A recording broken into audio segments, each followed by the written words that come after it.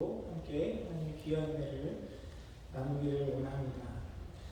제가 오늘 예배를 부탁을 받으면서 기도하던 중에 어떤 말씀을 나누면 좋을까 기도하면서 천국에 대한 말씀을 좀 함께 나누면 좋겠다 그런 마음이 들어서 오늘 말씀을 들고 여러분 앞에 섰습니다. 여러분, 천국 하면 어떤 생각이 떠오르십니까? 우리가 항상 누군가의 복음을 전하고 또 믿음을 소개할 때 예수 믿고 천국 갑시다 이런 이야기 많이 하죠. 그리고 신앙의 삶에서 천국에 대해서 많이 이야기를 합니다. 그런데 정작 천국에 대한 어떤 개념이나 생각은 많이 부족하지 않나 하는 생각이 들어요. 여러분, 지금 천국이라는 단어를 들으시면서 제 생각에는 아마 여기서 4분이나 5분 정도는 김밥 천국을 떠올리고 계시지 않을까 하는 생각이 듭니다. 우리가 천국의 신앙을 이야기하지만 어떻게 보면 세상 사람들보다 천국에 대해서 더 무관심하고 잘 모르고 살아가고 있지는 않나 하는 생각이 들어요. 어떤 분들은 그렇게 표현하시더라고요. 천국하면 아내가 아이들을 데리고 몇 개월 동안 한국에 나가 있을 때 그것이 나에게 천국이다 이렇게 얘기하시는 분들도 종종 있는 것을 봅니다. 하지만 성경은 우리에게 더 큰 천국의 의미에 대해서 이야기를 하고 있어요. 오늘 본문도 천국에 대해서 이야기를 하고 있는데, 일반적으로 우리가 말씀을 보면 천국은 하나님께서 믿는 자들에게 예비하신 영원한 안식과 기쁨이 있는 곳이 천국이라고 이야기하고요. 그리고 눈물, 애통함, 사망, 질병, 저주 같은 것이 없는 곳이 바로 천국이라고 이야기합니다. 더불어서 모든 사람으로 함께 평화하고 거룩함이 있는 곳이 천국이고, 또 예수 그리스도 어린 양의 혼인잔치가 날마다 이루어지는 곳이 바로 천국이라고 이야기합니다. 우리 함께 예배드리시는 모든 성도님들의 삶 가운데 하나님께서 이 천국을 예비하실 줄 믿습니다. 성경은 이렇게 천국에 대해서 미래적인 개념, 앞으로 예수님께서 다시 이 땅에 오실 때에, 아니면 우리가 이 땅에서의 삶을 마감하고 주님 곁에 갈 때에 우리에게 주어지는 그런 삶이라고, 그 모습이라고 이야기를 합니다. 그러나 성경은 또한 우리에게 이 천국이 미래적인 그런 개념뿐만 아니라 이 땅을 살아가는 바로 우리의 삶, 오늘날 이 자리, 우리가 살아가는 이 삶의 현장에도 천국의 모습이 있다라고 성경은 소개하고 있습니다. 누가복음 17장 20절에서 21절에 보면 예수님께서 천국이 언제 옵니까? 하나님 나라가 언제 옵니까? 라는 질문에 대한 그런 답을 주신 내용이 누가복음 17장 20절 21절에 이렇게 기록되어 있습니다. 예수께서 대답하여 이르시되 하나님의 나라는 볼 수 있게 임하는 것이 아니요 또 여기 있다 저기 있다고도 못하리니 하나님의 나라는 너희 안에 있느니라 라고 말씀하고 계십니다. 하나님의 나라가 어디 있다고요? 너희 안에 있다고 예수님께서 말씀하십니다. 이 너희 안에 있다는 말은 또 여러 가지로 이해가 될 수 있는데, 하나님께 그 예수 그리스도의 그 믿음을 고백하는 사람들의 공동체 안에 모임 가운데 있다라고 이해할 수도 있고, 우리의 마음 가운데, 우리의 심령 가운데 천국이 있다라고 이해할 수도 있을 것입니다. 근데 예수님께서는 우리 안에 천국이 있다라고 소개하시면서 뭐라고 또 말씀하셨냐면, 하나님의 나라는 볼 수 있게 임하는 것이 아니라고 말씀합니다. 아니라고.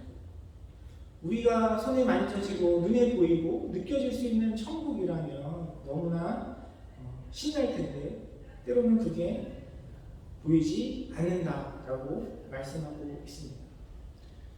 우리의 삶 가운데 하나님께서 임하신 천국이 있습니다. 하나님께서 우리 안에 천국을 이미 허락하셨습니다 라고 얘기하면 아마 이렇게 대답하시는 분이 있을지 모르겠어요. 내 삶을 돌아보면 천국은커녕 지옥 같긴 하네요. 내 삶을 돌아보면 이 삶 가운데 너무나 많은 고난과 시련이 있는데 이게 무슨 천국이에요? 라고 얘기하실 분이 있을지 모르겠습니다. 그러나 예수님께서는 분명히 우리 안에 천국이 있다라고 말씀하십니다. 그리고 그 천국에 대해서 마태복음 12장 28절에 보면 이렇게 선포하세요. 그러나 내가 하나님의 영을 힘입어서 귀신을 쫓아내는 것이면 하나님의 나라는 너희에게 왔다라고 선포하십니다. 하나님의 나라가 올 것이다. 하나님의 나라를 이루어라. 이렇게 말씀하신 게 아니라 하나님의 나라가 이미 왔다라고 우리에게 선포하고 계시는 것입니다. 하나님의 그 은혜로 예수 그리스도의 능력으로 귀신이 물러나는 그런 놀라운 역사를 경험하는 것은 정말 큰 축복일 것입니다. 그러나 여기 이 자리에 예배하고 계신 여러분의 삶 가운데 이미 더 큰 주님의 은혜가 임하신 줄 믿습니다. 아멘. 우리는 원래 하나님 앞에 어떤 자들이었습니까? 우리는 하나님 앞에 우리의 허물과 죄로 죽었던 자들입니다. 우리는 하나님의 심판 앞에, 하나님의 진노 앞에 진멸되어야 할 그런 자들이에요. 그런데 예수님께서 그 십자가의 은혜로, 십자가의 사랑으로 우리에게 은혜를 베풀어 주셔서 우리를 그 죄로부터 깨끗게 하셨을 뿐만 아니라 우리를 하나님의 자녀로, 하나님 나라의 백성으로 삼아주신 줄 믿습니다. 그런 믿음의 고백이는 우리에게 귀신이 쫓겨나는 것보다, 병이 나는 것보다 더 크고 놀라운 축복이 이미 우리에게 임한 것임을 우리는 고백할 수 있는 것입니다. 그래서 예수님께서는 하나님 나라에 대해서 이야기하시면서 너희가 죽어서, 너희가 예수님께서 다시 오실 때 그때 경험하는 하나님 나라에 대해서만 이야기하고 계시는 것이 아니라 이미 우리에게 주어진, 이미 우리에게 온 그 하나님 나라에 대해서 소개하고 있는 것입니다. 그런 하나님의 나라의 축복과 은혜를 누리는 저와 여러분의 삶이 되기를 원합니다. 또 로마서 14장 17절에는 하나님의 나라에 대해서 바울이 이렇게 표현합니다. 하나님의 나라는 먹는 것과 마시는 것이 아니요 오직 성령 안에 있는 의와 평강과 희락이다 라고 말씀을 이야기하고 있습니다. 바울은 여기에서도 하나님 나라는 그런 게 아닙니다 라고 먼저 이야기하고 있죠. 하나님 나라는 어떤 게 아닙니까? 먹는 것과 마시는 것이 아니다 라고 이야기하고 있습니다. 바울이 살았던 당시에 많은 그 기독교인들은 이 율법의 문제에 갇혀 있었어요. 아, 이걸 먹으면 거룩해지고, 이걸 먹으면 더러워지고, 이런 개념들이 있었습니다. 바울은 이야기하고 있는 것이에요. 먹고 마시는 것, 그런 것이 중요한 것이 아니다. 하나님 나라는 오직 성령 안에 있는 의와 평강과 희락이다 라고 이야기하고 있습니다. 여러분, 의는 무엇일까요? 의? 우리는 일반적으로 의라고 이야기하면 착하게 살아가는 거, 바르게 사는 거, 선한 일을 하는 거, 뭐 이런 것들이 의라고 생각을 합니다. 그러나 성경은 그 의에 대해서 우리에게 이렇게 알려주고 있습니다. 로마서 1장 17절에 보면 복음에는 하나님의 의가 나타나서 믿음으로 믿음에 이르게 하나니 기록된다. 오직 의는 믿음으로 말미암아 살리라 함과 같으니라. 아멘. 이 의는 어디서 나타납니까? 하나님의 복음에서 나타나는 것입니다. 우리에게 있는 것이 아니에요.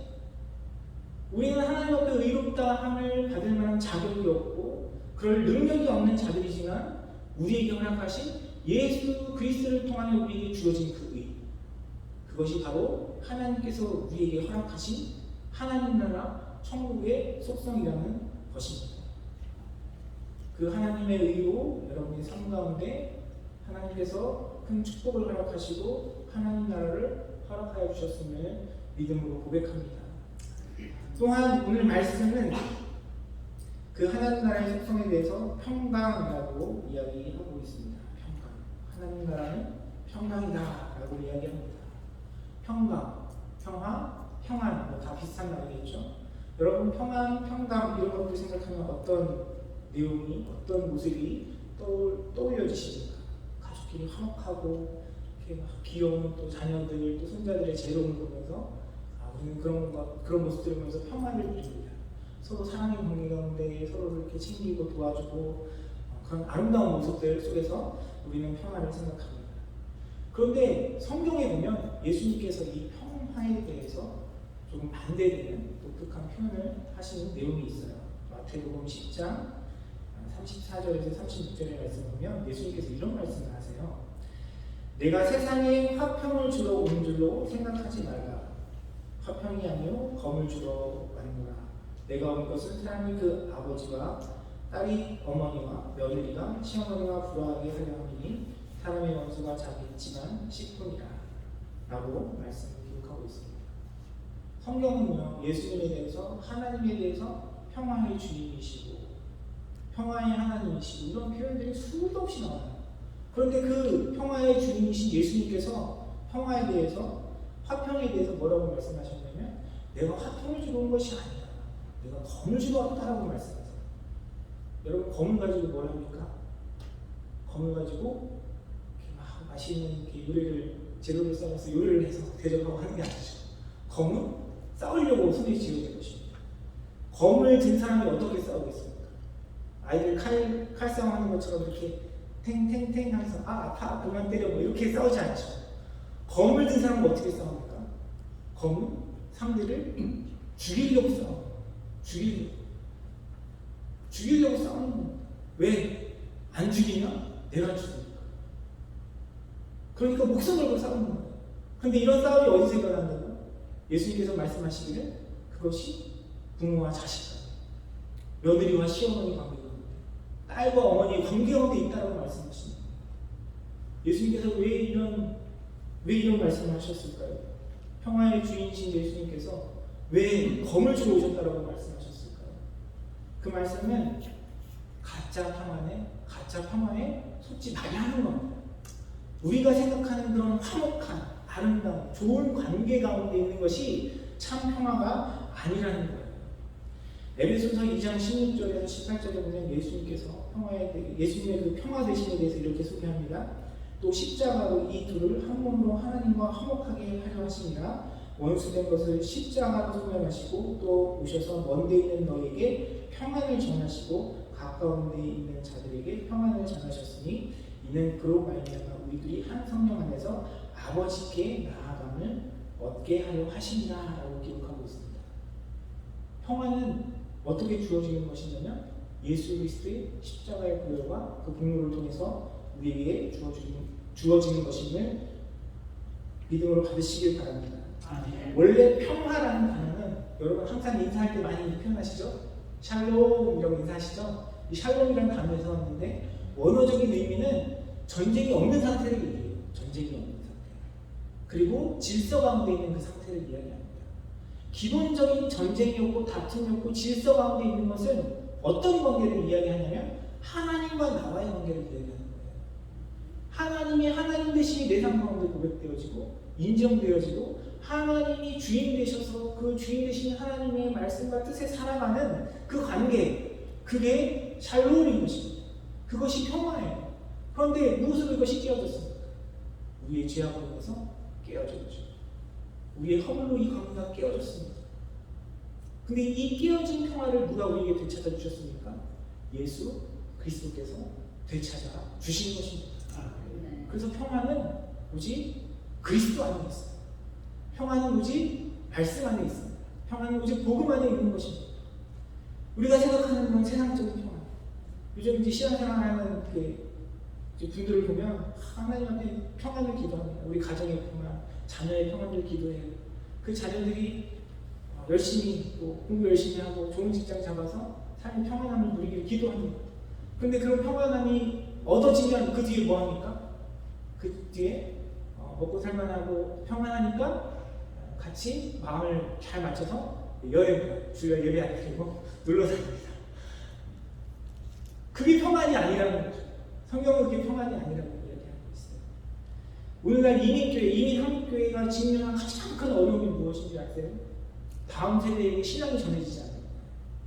우리 부모님 세대, 어르신들이 미국에 이민 오셔서 자녀들을 위해서 헌신하고 자녀들을 위해서 기도하고 자녀들이 이 땅 가운데 잘 살아가도록 물심양면으로 기도하며 키웠어요. 그런데 주변에 보니까 그렇게 해서 세상적으로는 좋은 직업, 좋은 직장 가지게 되었는데 점점 평안의 주인이신 예수 그리스도가 없는 거예요. 그러니까 믿음으로부터 떠나가죠. 평안한 삶은 있지만 세상적인 그런 여유는 있지만 진정한 평화가 없는 것이에요. 말씀은 우리에게 이야기합니다. 진정한 평화는 예수 그리스도께서 십자가에서 우리의 허물과 죄를 정결케 하시고 하나님과 나와의 관계가 회복되는 것이 참된 평화라고 우리에게 말씀하고 계시는 것입니다. 또한 평화의 특징에 대해 하나님 나라에 대해서 로마서 14장의 말씀, 14장 17절의 말씀은 희락이라고 이야기하고 있습니다. 희락, 기쁨. 여러분 기쁨 하면 어떤 것이 떠오르세요? 기쁨. 제가 이렇게 사역을 하다 보니까 주일날 성도님들이 누리시는 기쁨이 있더라고요. 제가 전에 이제 부교육자로 사역할 때 교회 항상 주일 예배 때 제가 가끔 이렇게 말씀을 읽으면 성도님들이 그렇게 좋아하세요. 왜 좋아하시냐면 설교가 빨리 끝나서 담임 목사님보다 설교가 빨리 끝나서 그렇게 좋아하시더라고요. 오늘 점심 빨리 먹었습니다. 네. 웃으시는 분들은 제가 마음을 이해하겠습니다. 아무튼 그런 기쁨들이 있어요. 우리 삶에 이 땅을 살아가면서 우리에게 주어지는 그런 기쁨들이 있죠. 자녀들이 잘 되고 또 내가 우리 삶 가운데 어떤 여유를 누리고 또 좋은 소식들이 들려오고 그런 게 우리에게 기쁨일 수 있습니다. 그런데 성경이 이야기하는 기쁨은 조금 달라요. 하박국 3장 17절, 18절의 말씀을 보면 여러분 너무나 잘 아시는 그 가사의 내용이 있어요. 하박국 선지자는 기쁨을 이렇게 표현합니다. 비록 무화과 나무가 무성치 못하며 포도나무에 열매가 없으며 감람나무에 소출이 없으며 밭에 식물이 없으며 우리의 양이 없으며 외양간에 소가 없을지라도 나는 여호와를 인하여 즐거워하며 나의 구원의 하나님을 인하여 기뻐하리로다 라고 말씀을 이야기하고 있습니다. 여러분 기쁨은 성경적인 기쁨, 하나님께서 우리에게 말씀하시는 그 희락은 무엇입니까? 이 땅에서 내가 원하는 소원들이 이루어지고 이 땅 가운데 내가 평화를 누리고 내가 원하는 것들이 이루어져서 나에게 기쁨이 주어지는 것이 아니라 그 기쁨은 누구한테 있다고요? 하나님께 있는 것입니다. 하나님께. 그런데 이 기쁨이 언제 고백되냐? 무화과 나무가 무성치 못하고 포도나무에 열매가 없고 감람나무에 소출이 없어도 기뻐할 수 있다는 거예요. 지금이야 무화과 없으면 안 먹으면 됩니다. 네, 캘리포니아에 맛있는 과일 많이 나잖아요. 굳이 무화과 안 먹어도 돼요. 그런데 이 당시 이스라엘 백성들에게 이 무화과는 주식이었습니다. 포도나무 많으면 포도 안 먹으면 되죠. 그러나 이 포도나무는 그들이 취하는 음료, 포도주의 주 원료가 되었어요. 그들의 곳간에 양이 없고 소가 없는 것은 그들의 삶이 그만큼 척박한 상황 가운데 있다는 거예요. 생계조차 어려운 그런 상황 가운데 있다는 거예요. 그러나 하박국 선지자는 그 상황 속에서 무엇을 이야기합니까? 기쁨을 이야기하고 있습니다. 기쁨. 하나님이 나의 기쁨입니다. 주님께서 베푸시는 그 구원이 나의 기쁨입니다. 여러분 이 고백이 저와 여러분의 삶 가운데 있기를 주님의 이름으로 축원합니다. 우리는 천국 하면 뭔가 편안한, 뭔가 아름다운, 고통이 없는 이런 곳이라고 이야기하고 있지만 성경은 물론 그런 천국에 대해서 이야기하면서도 동시에 그런 것이 없어요. 그렇게 먹고 마시는 문제, 그렇게 눈에 보이는 문제가 형통하지 아니할지라도 하나님의 천국이 이미 우리에게 주어졌고 우리에게 임했다라고 말씀을 우리에게 선포하고 있는 것입니다. 그리고 그 천하님 나라는 무엇으로부터 우리에게 오냐면 말씀을 보니까 성령으로부터 온다라고 이야기하고 있습니다. 성령. 우리의 어떤 형편이나 상황이나 우리의 바람이 아니라 우리 안에 역사하신 성령으로 하나님께서 허락하신 그 복음의 은혜로 말미암아 하나님께서 허락하신 그 영원한 생명 그것으로 말미암아 우리가 하나님께서 허락하신 하나님께서 말씀하시는 그 의와 평강과 희락을 누리는 삶을 살아갈 수 있는 것입니다. 여러분 우리의 삶을 좀 돌아보기를 원합니다.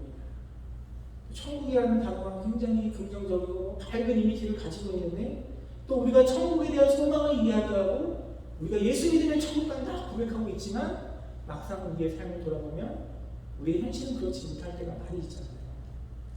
하나님은 예수님을 십자가 못 박으시기까지 우리를 사랑하시는데 여전히 내 삶은 빈곤하고 여전히 내 삶에는 많은 문제들이 놓여있고 나의 유심 가운데 연약함이 있고 관계 문제들이 있고 가정의 여러 가지 문제들이 있고 뿐만 아니라 교회 안에도 그런 문제들이 있을 수 있어요. 그러면 하나님께서는 그 상황 속에서도 우리에게 천국을 말씀하고 계십니다. 내가 비록 물질적으로 풍족하지 못할지라도 경제적인 어려운 상황 가운데 있다 할지라도 그것으로 고통받고 있다 할지라도 천국을 누리는 사람들은 어떤 사람이에요? 없는 가운데서도 주신 것에 감사하고 또 그 작은 것들 가운데 일부를 나눠서 남에게 베풀고 나누고 주님께 드리는 그 삶이 바로 천국을 누리는 자의 삶인 줄 믿습니다. 육신의 연약한 가운데도 마찬가지예요. 하나님은 치유의 하나님이시고 하나님은 능력의 하나님이신 줄 믿습니다. 때로는 우리의 삶 가운데 그런 치유의 능력을 허락하세요. 그러나 그리 아니하실지라도 우리가 육신의 연약한 가운데 있다 할지라도 하나님께서는 그 가운데 우리와 동행하시고 우리에게 허락하신 그 복음과 은혜로 말미암아 우리의 마음 가운데 나보다 더 아프고 힘든 사람들의 마음을 이해하고 그들을 위해 기도하고 중보할 수 있는 그런 마음들을 베푸시는 분이신 줄 믿습니다. 그런 마음으로 이 땅을 살아가는 자의 삶이 바로 천국을 누리는 자의 삶인 것입니다. 믿음 생활도 마찬가지입니다. 우리가 신앙생활을 하면서 하나님 앞에 직분도 받고 또 사람들이 인정해주는 그런 많은 사역들을 이뤄갈 수 있어요. 물론 그것도 너무 하나님께서 주신 귀한 축복입니다. 그러나 우리가 말씀을 통해 확인한 것처럼 하나님 나라는 눈에 보이게 우리에게 주어지는 것이 아니에요. 하나님 나라는 먹고 마시는 문제에 달려있는 것이 아닙니다. 하나님 나라는 우리에게 허락하신 그 복음 가운데 그 예수 그리스도의 은혜 가운데 하나님의 의와 하나님의 평안과 하나님의 희락이 경험하는 것입니다. 그래서 내가 정말 간절한 마음으로 주님 앞에 드리는 기도 한마디, 내 신앙의 연륜이 짧다 하여도 내 마음 가운데 역사하시는 그 성령의 은혜로 말미암아 주님 앞에 드리는 그 믿음의 고백 한마디가 하나님 앞에 귀하게 여겨지고 참된 천국을 누리는 삶인 줄 믿습니다. 우리 가정도 마찬가지예요. 사랑하는 성도님들의 삶에 또 가정에 자녀들의 삶에 하나님께서 베푸시는 형통의 은혜가 늘 함께 하시기를 간절히 소원합니다. 하지만 그렇지 않을 때가 있어요. 그렇지 않을 때가 있잖아요. 자녀들 위해서 기도하며 헌신하며 키웠는데 자녀들이 나의 바람대로 살아가지 못할 때, 어려운 가운데 있을 때 우리 마음이 아픕니다. 또 어떤 분들은 열심히 하나님을 헌신하며 살아가고 사랑하는 배우자의 배신을 경험할 때도 있고요. 또 실수로 인해서 어려움을 경험할 때가 있어요. 성경은요, 우리 삶에 대해서 이렇게 이야기합니다. 하나님께서 이 땅 가운데 우리에게 감추신 비밀이 있다고 이야기해요. 우리는 모든 일들 가운데 하나님의 뜻이 무엇인지 알 수 없어요. 우리는 설명할 수 없는 많은 일들을 만납니다. 하나님 왜 나에게 이런 고통을 주십니까? 하나님 왜 우리 가정에 이런 어려움을 주세요? 그런 일들이 너무나 많이 있어요. 그러나 하나님께서 우리에게 분명하게 주신 것은 무엇이냐면 하나님의 계명이고 하나님의 말씀인 줄 믿습니다. 때로는 배우자가 실망시켜도 상처를 줘도 그 가운데 원수를 사랑하는 주님의 말씀을 붙들고 배우자를 위해서 인내하고 포기하지 않으며 끊임없이 기도로 나아가는 그 모습, 그것이 바로 천국을 누리는 자의 삶인 줄 믿습니다. 속썩이는 자녀, 자꾸 고민하고 눈물짓게 하는 그 자녀를 위해서 하나님의 사랑을 품고 끊임없이 기도하는 그 모습이야말로 진정한 천국을 누리는 자의 삶인 줄 믿습니다. 어떻게 그런 삶을 살아갈 수 있겠습니까? 바울이 이야기하고 있는 것처럼 우리 안에 성령님께서 허락하시는 그 의와 화평과 희락이 있기 때문인 줄 믿습니다. 사랑하는 성도 여러분, 여러분의 삶 가운데 그런 은혜가 풍성하게 누려지시길 주님의 이름으로 축원합니다. 눈에 보이지 않아도, 손에 만져지지 않아도, 내 삶 가운데 경험되어지지 않아도, 막 세상 사람들 앞에 자랑할 만큼 세상적인 형통함이 없어도 그 가운데 하나님의 나라가 이미 여러분에게 주어졌고 그것을 누릴 수 있도록 하나님께서 은혜 베풀고 계시는 줄 믿습니다. 교회의 모습도 마찬가지예요. 교회의 모습도 하나님께서 원하시는 사역을 하겠다고, 주님의 복음을 증거하는 사역을 하겠다고, 주님께서 허락하시는 귀한 사역들을 감당하겠다고 교회에서 이러한 저런 일들을 합니다. 하나님 앞에 그 일을 위해 헌신하는 많은 분들이 있어요. 그러나 항상 그런 일들이 좋게 마무리되지는 않아요. 여러 가지 많은 어려움들이 있습니다. 물론 하나님 은혜 주셔서 믿는 자들의 수가 늘어나고 교회가 부흥하고 양적으로 성장하고 너무너무 감사하겠죠. 그것도 분명히 주님으로부터 오는 은혜입니다. 그것이 하나님 나라의 모습이라고 이야기할 수 있어요. 그러나 반대로 하나님 앞에 드리고 헌신하는 그 삶 가운데, 그 교회의 사역 가운데 어려움이 있을 수 있어요. 고난이 있을 수 있습니다. 설명할 수 없는 많은 문제들이 하지만 여전히 하나님께서 그 가운데 역사하십니다. 여전히 그 가운데 하나님 나라는 임하였고 하나님의 나라는 하나님의 능력 가운데 이루어지고 있는 것입니다. 바로 여러분 지금 하고 계신 것처럼 어려운 가운데서도 자리 지키고 하나님의 마음으로 하나님께서 주신 그 마음으로 교회를 사랑하고 지체들을 사랑하고 서로를 위하여 중보하고 주 앞에 나아갈 때 그 모습이야말로 진정으로 하나님께서 허락하신 하나님의 나라이고 천국인 줄 믿습니다. 사랑하는 성도 여러분, 이런 천국을 누리는 이 모든 임마누엘 선교교회 성도님들의 삶이 되시길 주님의 이름으로 축원합니다. 나의 상황과 형편이 어렵고 힘들다 할지라도 내 눈앞에 보이는 상황들이 우리를 절망시킬지라도 우리는 그 가운데 주님을 바라보기를 원합니다. 하나님의 말씀, 하나님의 복음 안에서 예수 그리스도께서 나에게 원하시는 뜻이 무엇인가 분별하고 주님을 닮아가는 그런 삶으로 하나님 앞에 드릴 때에 그런 사역들을 이루어갈 때에 그것이 바로 천국인 것입니다. 우리가 이런 천국의 삶을 누리려면 어떻게 할까요? 오늘 본문의 말씀은 심령이 가난한 자가 그런 삶을 누린다라고 이야기하고 있습니다. 심령이 가난한 자.